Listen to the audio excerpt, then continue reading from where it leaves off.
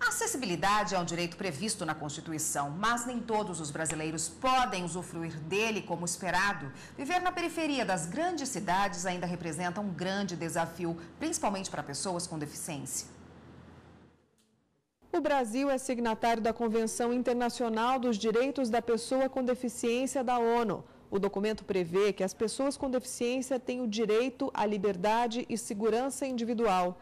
A existência de uma deficiência não deverá, em caso algum, justificar a privação da liberdade. Maria dos Remédios mora em um bairro de Ceilândia Norte, cidade que fica a 35 quilômetros de Brasília. Ela é a avó do José, que tem 16 anos. O menino sofreu uma paralisia por conta de problemas durante o parto. Não consegue fazer nada sozinho. A melhor hora do dia para ele é quando coloca o uniforme e vai para a escola.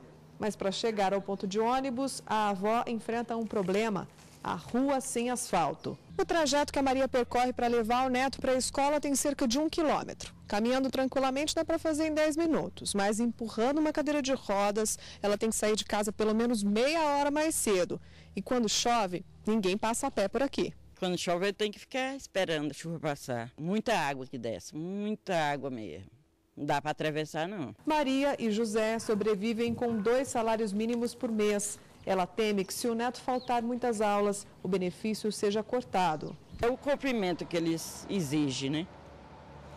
É frequentar a escola. Lá na escola já teve casos, assim, que não frequenta a escola e o benefício, quando vai tirar, chega lá a 0. Bom, e para falar mais sobre esse assunto, nós temos aqui no estúdio o presidente do Conselho de Defesa das Pessoas com Deficiência da OAB do Distrito Federal, Yuri Gagarin Soares de Mello. Obrigada, doutor, pela presença. O direito à acessibilidade é garantido pela Constituição Federal, correto? Não tem a menor dúvida disso, inclusive garantido em mais de 23 artigos dentro da Constituição Federal, especificamente nos direitos fundamentais, que são direitos humanos, que vão ali do artigo 5º até o artigo 17, passando especificamente sobre a questão da acessibilidade, da assistência dos direitos sociais ali no artigo 6º. Então, é um direito constitucional que o Estado efetivamente tem que cumprir. E de quem é o dever de colocar esses artigos constitucionais valendo? Muito bem. O Brasil, nós temos uma fama de ter muitas normatizações, né? As normatizações brasileiras são muito justas, muito corretas, mas o processo de gestionamento disso, o processo de execução dessas legislações são muito demoradas. No caso dos direitos das pessoas com deficiência, geralmente o processo tecnológico que envolve a acessibilidade é um pouco caro. Mas isso também não é desculpa, porque nós devemos primar por aqueles que mais precisam num primeiro momento. Então, a gente tem às vezes essa mania, né, esse jeito de observar a pessoa com deficiência como sendo uma situação menor, mas muito pelo contrário, uma situação maior e que é obrigação não só do Estado, como de toda a sociedade brasileira. A gente, quando pensa em acessibilidade, pensa que o Estado deve unicamente sozinho garantir o acesso a essas pessoas a todos os lugares, a todos os equipamentos. Mas são os equipamentos não só públicos, quanto os privados também devem ter essa garantia de acesso para as pessoas, correto? Correto. Nós passamos por, na verdade, um déficit educacional no Brasil, de conscientização, uma questão cultural, uma questão costumeira. Ou seja, as pessoas só começaram a falar sobre o direito das pessoas com deficiência a partir da Convenção Internacional da ONU sobre o Direito de Pessoa com Deficiência, que é datado agora recente, de 2009 para cá.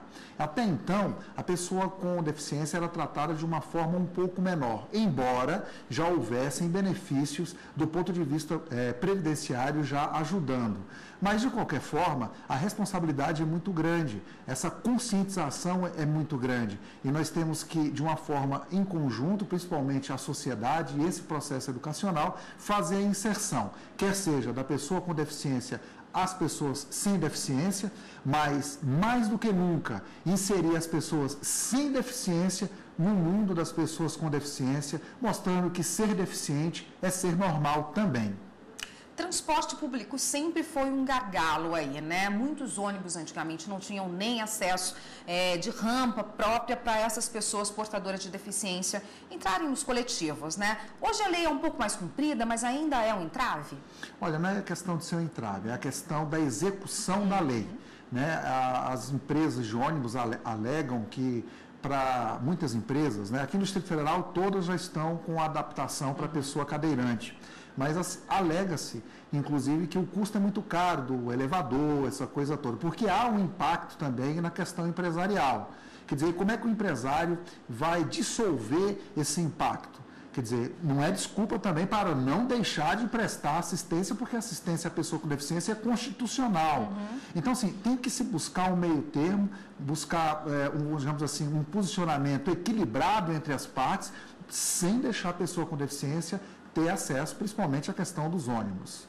Há vários assuntos ainda que a gente tem que tratar sobre o acesso das pessoas, né, com deficiência a todos os equipamentos públicos e privados. Eu vou pedir só um minuto para o senhor, a gente vai voltar no próximo bloco a falar desse assunto, ok? Perfeito. Nós voltamos a falar com o presidente do Conselho da Pessoa com Deficiência da OAB do Distrito Federal, Yuri Gagarin Soares de Mello, sobre os direitos de acessibilidade das pessoas com deficiência. Bem, doutor, no último bloco a gente estava falando dos coletivos, né, da adaptação para cadeirantes nos ônibus. Mas existe uma lei nova aí para pessoas com deficiência auditiva também terem acesso aos coletivos, né? Pois é, espetacular, né? Eu trago aqui em primeira mão, o Distrito Federal sai na frente, sempre dando o bom exemplo com relação ao direito das pessoas com deficiência. No caso, é para se estabelecer aparelhos eletrônicos, né, auditivos, para as pessoas com deficiência visual dentro dos ônibus aqui do Distrito Federal, como acontece com o metrô. Então, o metrô ele vai avisando, próxima estação tal.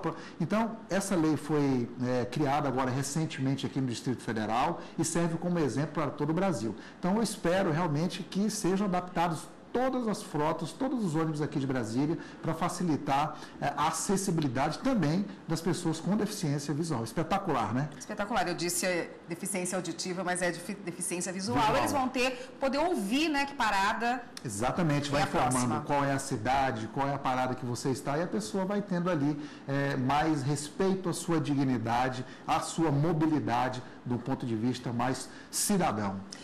Um estabelecimento particular, por exemplo, um banco, uma loja, também tem que ter uma farmácia, tem que ter acesso para as pessoas poderem entrar, as pessoas com deficiência? Não tem a menor dúvida disso, inclusive até as nossas próprias casas, né, deveriam estar adaptadas para as pessoas com deficiência. Isso é um ato de respeito à dignidade da pessoa humana, é um ato de respeito ao cidadão que ali está.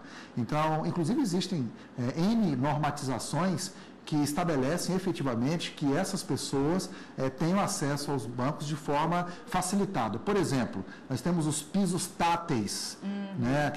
Vocês podem entrar no banco, você vai ver aqueles pisos pequenininhos com algumas coisas em alto relevo, exatamente para as pessoas que têm deficiência visual. Então, existe uma facilidade, por exemplo, os caixas eletrônicos, você pode colocar um plug, a tela desaparece e tudo é feito apenas pela questão auditiva, isso para os deficientes visuais, além do próprio comprometimento das empresas no sentido de prestar a acessibilidade, que é uma garantia, como estamos falando aqui, né, constitucional das pessoas com deficiência. A gente viu na reportagem, né, o problema das calçadas, o problema da pavimentação, muitas ruas sem asfalto, muitas ruas sem calçada. De quem é o dever de fazer o calçamento? Tanto da pavimentação da rua, do tráfego de veículos, e também para os cadeirantes as calçadas, que são públicas, mas deveres também é o dever do dono do imóvel que a faça. Olha, as calçadas são públicas, como você muito bem falou, principalmente as calçadas rebaixadas, para poder dar acessibilidade às pessoas com cadeiras, né? São os cadeirantes. É um dever do Estado, né? O Estado ele tem um comprometimento, ele arrecada tributos, né? Impostos, taxas, contribuições de melhoria, exatamente para trazer essa qualidade de vida à pessoa com deficiência e aquela pessoa que muitas vezes precisa transportar a pessoa com deficiência, né? Subir um calçamento, às vezes você precisa empurrar uma cadeira de rodas.